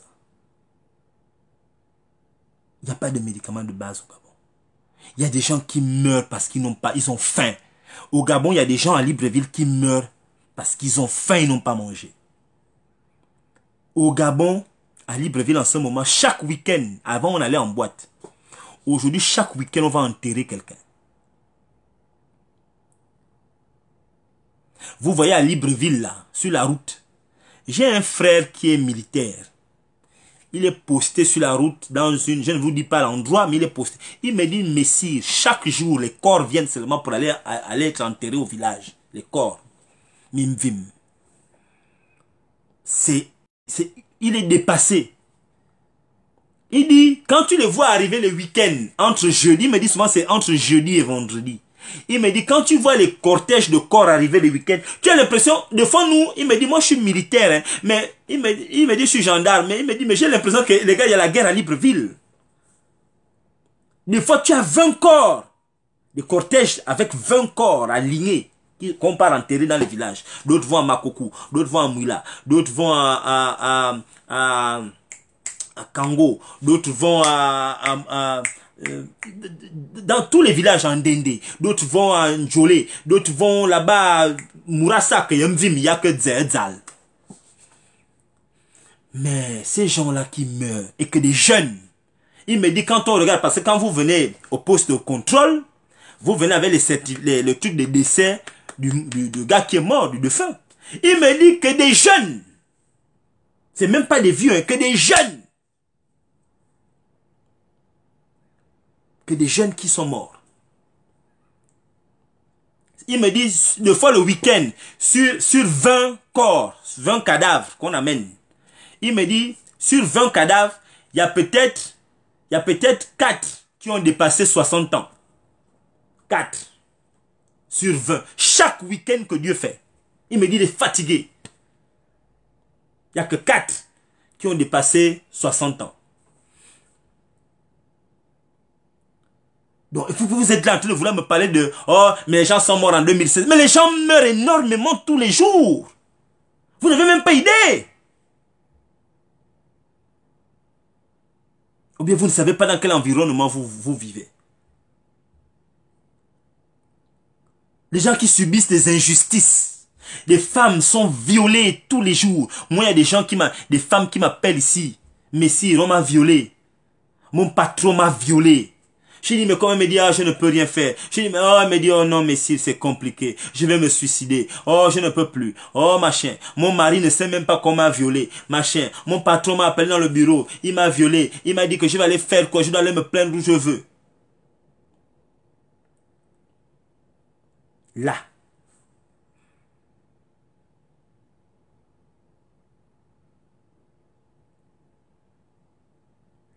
Mais il faut arrêter. Mais frère, arrêtez. Si vous ne voulez pas, si vous voulez rester comme ça, bon. Moi, je vous le dis tranquillement. Hein. Je n'ai pas dit que l'élection va enlever la dictature. L'élection, gagner dans l'une, même s'il triche. Regardez aujourd'hui. Aujourd'hui, Ali Bongo est là, non? Mais on sait que Ping a gagné les élections de 2016. Tout le monde sait ça. Et c'est une épine dans la chaussure d'Ali Bongo et du PDG. Ils savent qu'ils n'ont pas gagné en 2016. Ils peuvent faire ce qu'ils veulent là. Et le fait pour eux d'avoir dans la tête qu'ils n'ont pas gagné en 2016. Parce que quand tu poses la question à un PDG, est-ce que vous avez gagné les élections en 2016? Il n'espère même pas quoi te répondre. Parce que c'est une épine morale. Une épine. Bon, cette épine-là, à minima, on doit la maintenir. À minima, cette épine, nous devons la maintenir. L'épine qui consiste à dire que les pédégistes, on va vous obliger à tricher l'élection. Mais nous allons nous mobiliser massivement, nous allons voter contre la dictature et nous allons montrer à la surface de la terre que nous ne voulons plus de vous. À minimum, on doit faire ça. Vous pensez qu'Ali Bongo a géré? Vous pensez que l'AVC qu'il a eu, les problèmes machin cardiovasculaires, tout ce qu'il a eu là, les PDG sont dans un... C'est à cause de quoi? Parce qu'on les a battus dans les urnes. Marie-Madeleine Borancho qui vient de changer la constitution qu'on l'insulte trop parce qu'Ayemna veut tricher. Bon, vous voulez maintenant aujourd'hui dire quoi? Qu'on ne va plus voter. Chacun reste chez lui. Et ils vont faire l'élection là bien. Marie-Madeleine Borancho va lire les vrais résultats puisqu'on va boycotter, comme on a boycotté les législatives. Elle va lire les vrais résultats. Que Lina, bon, voilà, Noureddine a gagné tant de votants. Et vous n'allez même pas contester parce que vous avez boycotté. On est resté chez nous. Nous sommes restés à la maison en train de regarder. Plus que la révolution, on ne veut pas la faire. Vous ne voulez pas faire la révolution alors qu'il y a des raisons. Des centaines de raisons ne font que pleuvoir. Personne ne veut sortir. Bon, alors. Maintenant, même l'élection, c'est même l'élection qui est là à côté. Vous ne voulez pas aussi participer à l'élection? Vous voulez qu'on dise, bon, Marie-Madeleine Borancho, en 2023, va venir lire à la télé que Noureddine s'est présenté, il a gagné l'élection, machin, voilà. Et puis, nous, on sera là en train de regarder Noureddine, mais là, président, il a accueilli le président de la France, parce que il n'y aura plus de raison, hein. Les présidents vont maintenant venir au Gabon, venir voir Noureddine. Plus que qu'on ne les a même pas amenés à tricher. On est resté chez nous à bouder.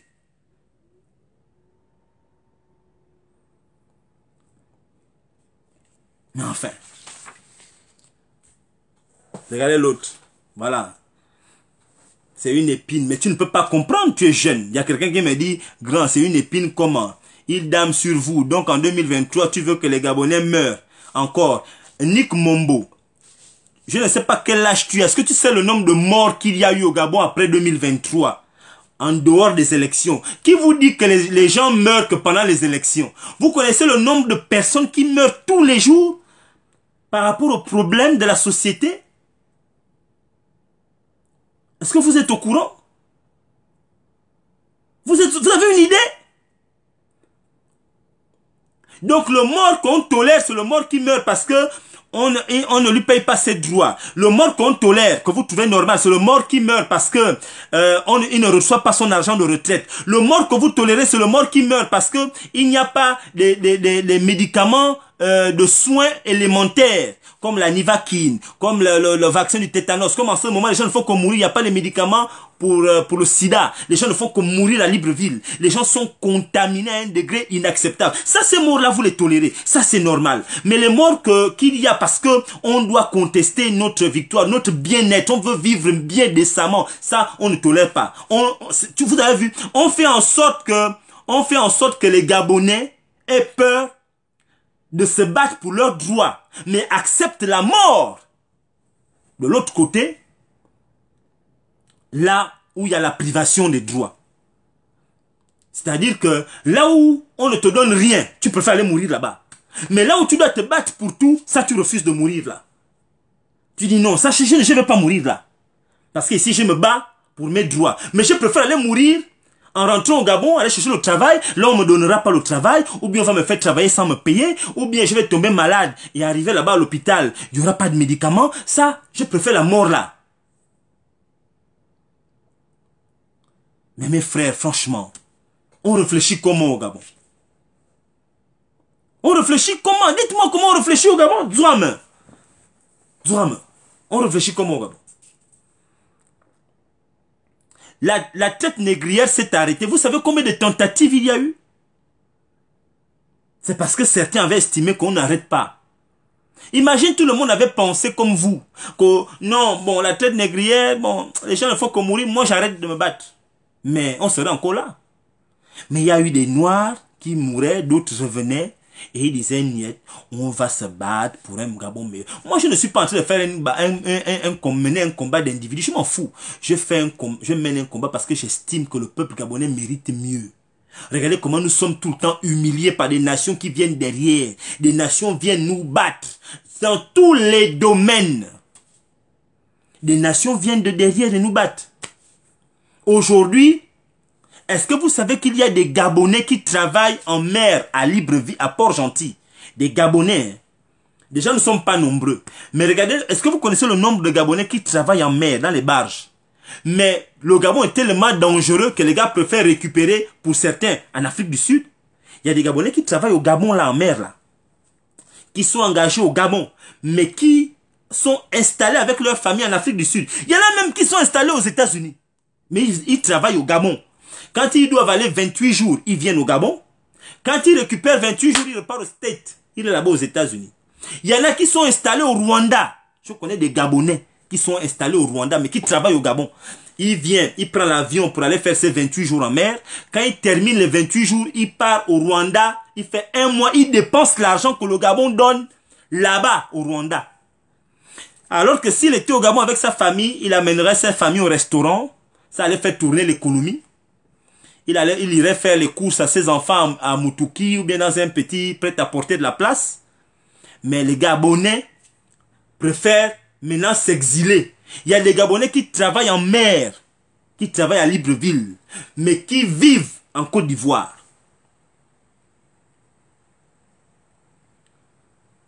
Est-ce que vous trouvez ça normal? Nous sommes, c'est unique, hein? Aucun autre pays ne fait ça. Aucun autre pays ne fait ça. Et vous venez me parler de 2016. Il faut regarder le Gabon devant, enlever les yeux du rétroviseur. Regardez là où on part.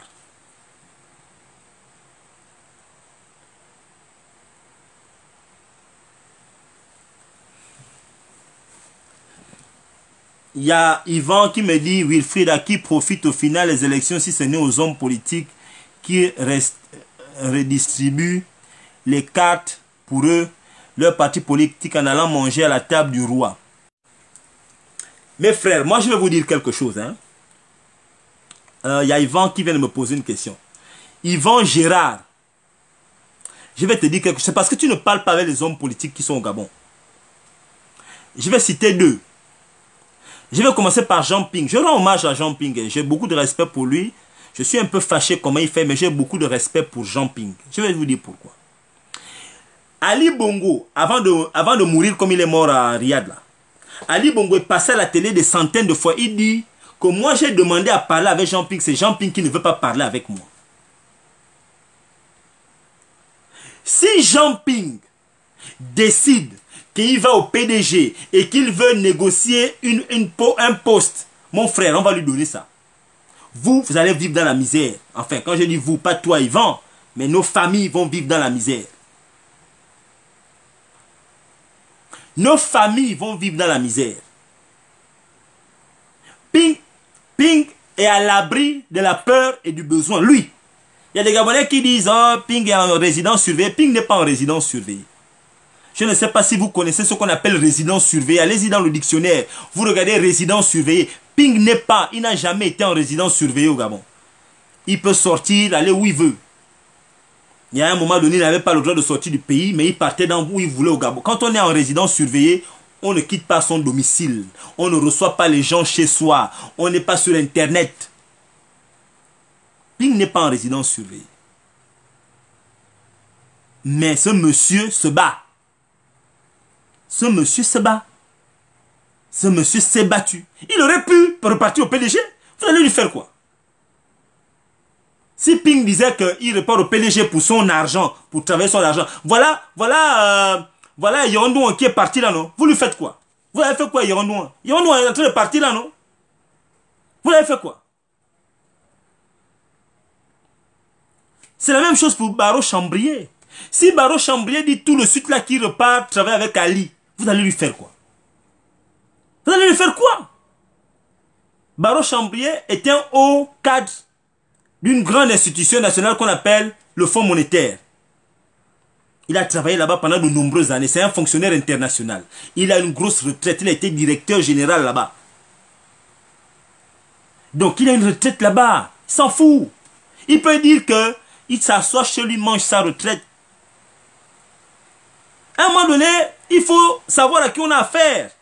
Maintenant, vous allez dire que ce sont des anciens pédégistes. Mais quels sont les leaders que vous avez qui n'ont jamais été au pédégiste? Dites-leur de rentrer, allez faire la révolution. Organisez-vous. Vous dites que vous avez... Il y a quelqu'un qui me dit que Jean Ping se bat en faisant quoi? Le simple fait pour Jean Ping de ne pas aller au PDG, de ne pas laisser tomber le combat de rentrer au PDG, c'est une forme de bagarre. Maintenant, d'accord, ça peut créer des insatisfactions. Moi-même, je ne suis pas satisfait de comment Jean Ping se bat. Ça m'énerve. D'accord. Je ne suis pas satisfait, mais je ne vais jamais me lever pour dire que Jean Ping était un vendu. Jamais. En tout cas, je n'ai pas les preuves et je ne pense pas qu'il l'ait vendu. Il se bat à sa manière. Il se bat à sa manière. On peut ne pas être d'accord, mais il se bat à sa manière. Moi, je ne suis pas d'accord de comment Jean Ping se bat. C'est pourquoi je dis que moi, je considère que je lui ai accordé trop de temps. Il n'a pas rempli ce qu'il m'a promis. Il nous a promis. Il a dit que c'est lui qui allait organiser les élections législatives. Il n'a jamais organisé ça. Il a dit qu'il allait partir au palais. Il n'est jamais allé. Donc, j'estime que le combat doit avancer. Il a fait sa part. Il a fait ce qu'il a pu. En ce qui me concerne, il a fait ce qu'il a pu. Il faut que le combat avance. Moi, je ne veux pas attendre Jean Ping là en m'asseyant, en me comptant les doigts et en tendant les années. Non. J'estime que moi, je vais m'organiser avec les gens qui sont autour de moi, qui pensent comme moi, et nous allons continuer le combat d'une autre manière. Et la manière que nous avons décidé d'adopter n'est pas antinomique à ce que Jean Ping fait. Il fait ce qu'il peut faire. Mais moi, j'estime qu'il faut continuer. Il faut continuer. Et l'élection présidentielle de 2023 arrive. Je ne suis pas un rêveur. Si vous voulez continuer à rêver, vous rêvez. Ça vous regarde. Mais moi, j'estime qu'il y a une élection présidentielle qui arrive. Ça fait partie, c'est une bataille. Et il faut... Je ne veux pas, moi, que les PDGistes disent qu'ils ont gagné et puis ils aient réellement gagné parce que personne, on a boycotté, comme on a boycotté les législatives. Il faut qu'on aille au vote et que ce vote-là, on le gagne. Et que même s'ils trichent, il faut qu'on montre que voilà, les gars sont encore en train de tricher.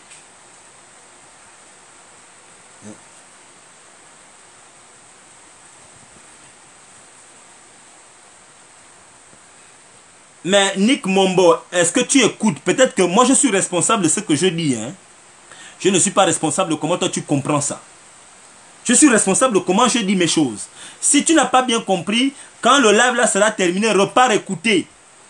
Je ne dis pas, moi je ne suis pas en train de prendre ça comme un jeu. Vous comprenez? Je l'ai dit au début que Jean Ping n'est pas plus gabonais que toi. Jean Ping s'appelle Ping. Il s'appelle Jean Ping. C'est un nom chinois. Toi tu t'appelles Nick Mombo. C'est un nom du sud. Prends tes responsabilités, organise-toi pour le Gabon. Au lieu de rester là à critiquer ce que les autres font. Eux au moins ils font quelque chose. Vous faites quoi? Vous pensez que le Gabon est plus la propriété de Jean Ping que pour vous? Le Gabon appartient à tout le monde. Organisez-vous pour le Gabon. Si vous estimez que ce qui se passe actuellement n'est pas bien, organisez-vous. Organisez-vous sérieusement.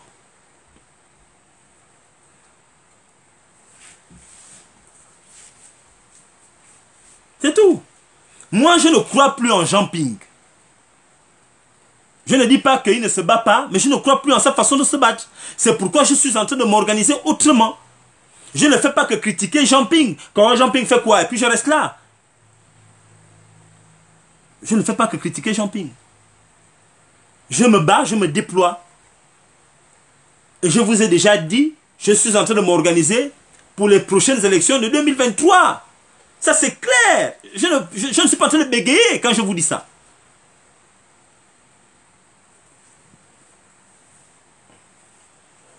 Je ne suis pas en train de bégayer. Maintenant, si vous voulez rester une nation de boudeurs et vous voulez vous infantiliser, parce qu'au Gabon on adore ça, quelqu'un qui a 36 ans qui s'infantilise. Bon. Si tu estimes que Jean Ping a trompé le peuple, d'accord, je peux te l'accorder, mais il a trompé le peuple, mais le Gabon doit continuer pour la suite. Maintenant, quand tu laisses Jean Ping, qu'est-ce que toi tu décides? Tu as 36 ans. À 36 ans, tu décides quoi? Le Gabon, le combat continue. Jean Ping avait dit lui-même que si vous voyez que je me suis arrêté, poussez-moi.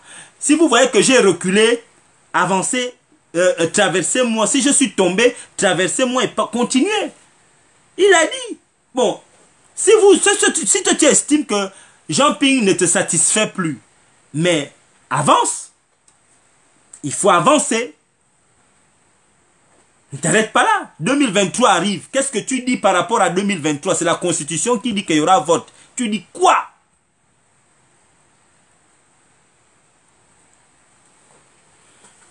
Il y a quelqu'un qui est en train de me parler de Barreau Chambrier. Est-ce que moi je vous ai dit que je vais soutenir Barreau Chambrier en 2023? Pourquoi vous m'assimilez à Barreau Chambrier? Je le répète une dernière fois. Barreau Chambrier est un opposant. Je soutiens l'opposant. Comme je vais soutenir tout opposant qui va décider que je me bats contre le pouvoir. Et je me positionne. Je serai avec ces personnes-là. Je me positionne, je serai avec ces personnes. Je ne fais pas un combat de personne. Barreau, c'est un grand frère, il est venu me rencontrer. Il est venu ici en Paris, on s'est rencontrés, on a parlé du Gabon. Je vous ai dit que je ne peux pas vous dire ce dont on a parlé dans les détails. Vous avez vu qu'il était à Franceville, vous avez vu qu'il est en train de faire le tour. Nous en avons discuté. Et je le soutiens dans cette démarche. Et je le dis ouvertement, je le soutiens. Et tant qu'il sera dans cette démarche, je vais toujours le soutenir. Je vais le soutenir. Et je vous dis, il est dans notre intérêt vraiment de ne pas boycotter les prochaines élections présidentielles parce que les PDGistes, leur souhait, le rêve des PDGistes, c'est que les Gabonais boycottent massivement les élections. Je vous le dis.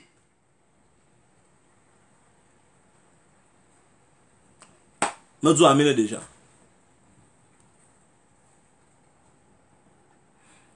Mais mon discours tend vers un soutien à Barreau, mon Dieu. Est-ce que vous comprenez au français que je suis en train de parler bien? Miakou me dit, Enfin, franchement, vous êtes dur de la feuille ou quoi? Barrow est le seul homme politique de l'opposition qui se déploie. Amenez-moi quelqu'un tout de suite, vous allez voir que s'il veut venir me recevoir, il veut venir me rencontrer, je vais le rencontrer et on va discuter. Vous avez vu combien de...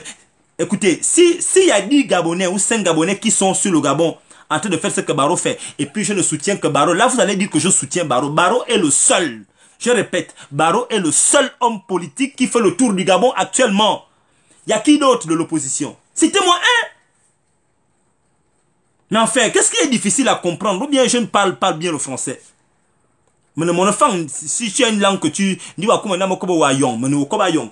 Zo na baro inya itam il y avait un kakemil lam. Il doit me voir tout dit wa kemil lam ko ta ban fun. Me ko ta ban fun, me ko tino su.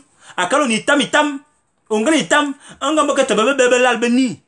Non, vous me dites, m'a dire, dit, bon, voilà, m'a dire, Barrow, militam, n'a mis le mesure à un endroit, on a un Barrow, on va soutenir, bon, voir Barrow, on va taper un feu. Là, d'accord. Mais enfin, ou bien, je dois parler comment? Enfin, pourtant, je parle un français qui n'est pas compliqué. Barrow est seul. C'est pourquoi je le soutiens. Si vous mettez 10 opposants qui font le tour du Gabon et que vous me voyez rester derrière Barrow seul, là vous pouvez dire que messire, tu soutiens Barrow. Mais tout le monde est dans l'immobilisme. Mourassa Toindazia, les gens ont peur, ils attendent que le dernier moment. Barrow pour l'instant, à fond propre, à fond personnel, il est en train de circuler dans le Gabon. Et je l'encourage. Je l'encourage parce qu'il est de l'opposition. Et je l'encourage parce que le Gabon ne peut pas rester comme ça. Mais enfin,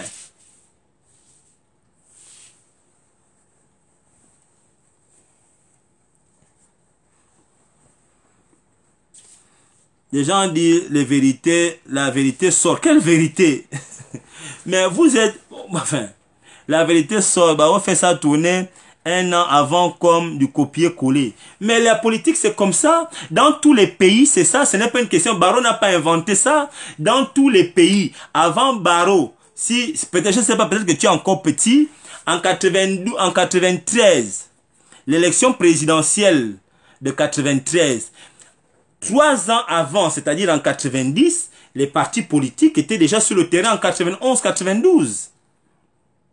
La conférence nationale, c'était en 90. En 91, les partis politiques étaient déjà déployés, les personnalités politiques étaient déployées déjà pour les élections de 93. En 98, c'était la même chose.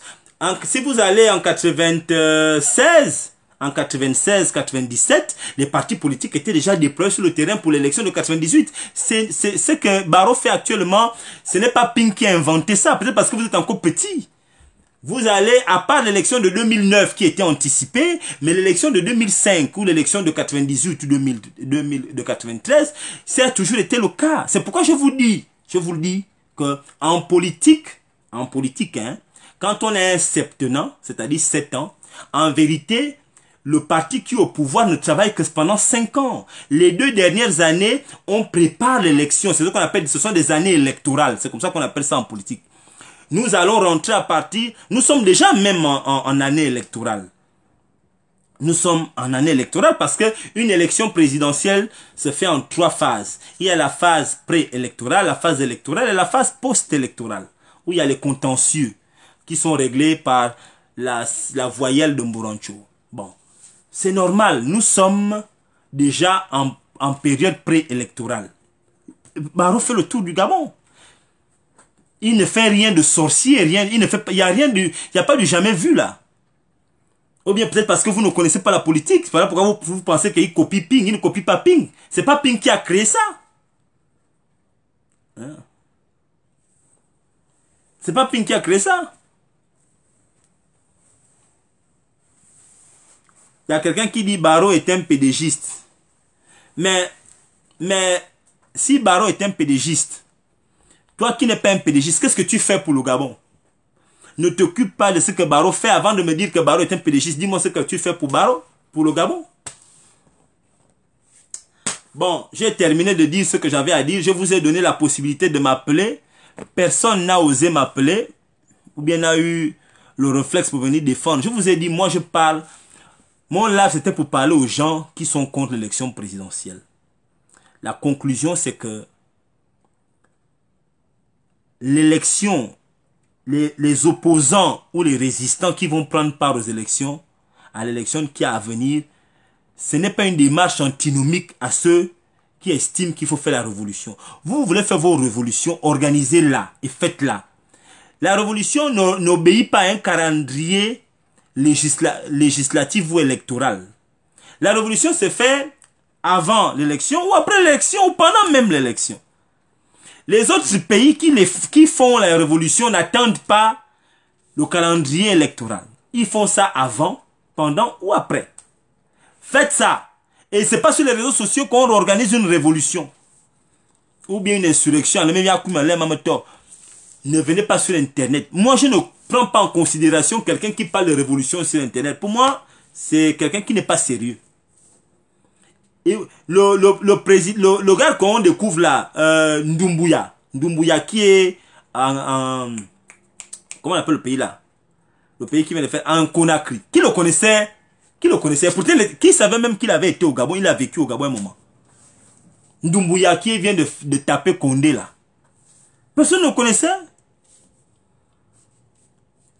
Kelly Ondobia, qui le connaissait avant? On l'a découvert, non? Kelly Ondobia, vous l'avez vu faire un live avant le 7 janvier 2019. Vous l'avez vu, Kelly Ondobia, on fait les lives. Bon. Donc, c'est pour vous dire que, mes frères, les gens sérieux dans la lutte là, ils ne font pas les lives. Les gens sérieux et dangereux ne sont pas dans les Internet que vous voyez là. Ils ne font pas les lives. Donc, quand je vous vois venir poser des questions bizarres, bon.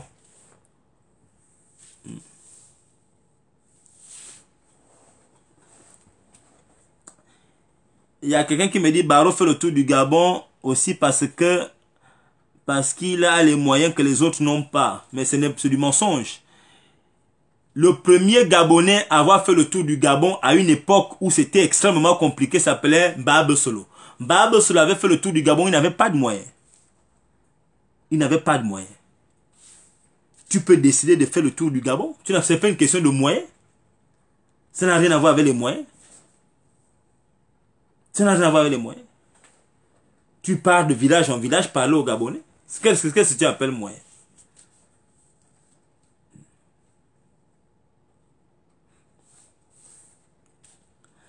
Il y a quelqu'un qui me dit, Messire, est-ce que tu as une organisation en place sur le territoire gabonais? Même si tu penses que je vais venir dire ça ici. Vous posez aussi des questions bizarres. Hein? Même est-ce que vous êtes des grands? Vous posez des questions qui sont bizarres. Même si j'en avais, imaginons que j'ai. Vous pensez que je vais venir vous dire que oui, j'ai une organisation à Libreville, elle s'appelle telle, c'est dirigé par Mbobam, voilà son numéro de téléphone, il habite à Dragage, machin. Donc vous posez des questions comme ça, et moi je vais venir aussi. Donc, bon, hein, vraiment. C'est quelle façon de me poser des questions, mais est-ce que tu as une organisation au Gabon? Et c'est ici que je vais venir te dire ça. Même si j'en avais. Vous me prenez pour un enfant. Hey, ne vous infantilisez pas. Oh. Vraiment, comportez-vous comme des grands. Parce que si vous vous infantilisez, c'est tant pis pour vous. Il y a un proverbe qui dit, hein, tu choisis ce que tu sèmes. Ce que tu vas s'aimer relève de ton choix. Mais sache, par contre, que tu ne vas récolter que ce que tu vas s'aimer. Je ne sais pas si ça, je me fais comprendre. Aujourd'hui, là, nous avons le choix de participer aux élections présidentielles de 2023 ou bien de les boycotter. Ça, on a le choix. Mais sachons qu'après, le choix, notre choix, là, quand il faudra maintenant... Après les élections, on ne va récolter que notre choix. C'est tout.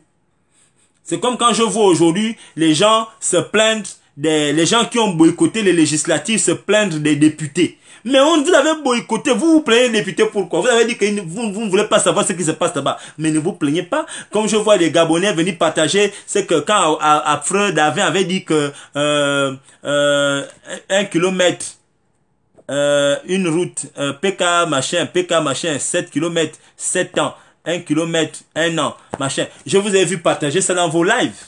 Mais vous avez boycotté les législatives. Si David avait boycotté, il ne serait pas à l'Assemblée nationale pour venir dire ça. Vous avez vu? Donc dans la vie, il faut comprendre que une guerre est un ensemble de batailles. Il y a des batailles, il y a la bataille électorale. Les urnes, il faut gagner dans les urnes. Ça nous donne une certaine légitimité. Il faut gagner d'abord là. Il faut les emmener à tricher. Il vaut mieux les emmener à tricher que de ne pas participer et ils n'ont même pas besoin de tricher.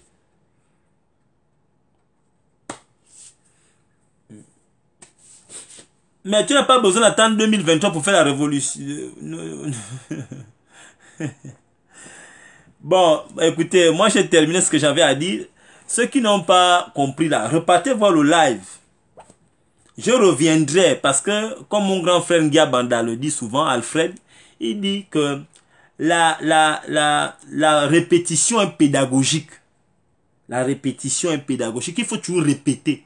Car en répétant que les gens vont comprendre.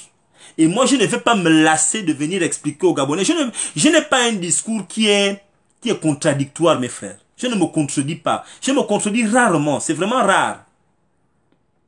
C'est vraiment rare. C'est vraiment rare de me voir me contredire.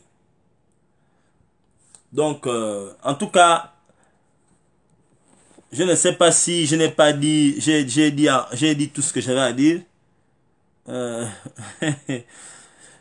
vous remercie, vraiment je vous remercie beaucoup. Et je vais devoir vous laisser, hein. Je vais vraiment devoir vous laisser. Je suis resté longtemps, je pense que j'ai fait plus d'une heure là de live. Si vous avez des questions à me poser, n'hésitez pas de me contacter en inbox. Je réponds au 06 68 56 94 34. Vous pouvez m'appeler en inbox sur mon WhatsApp. On pourra avoir un échange.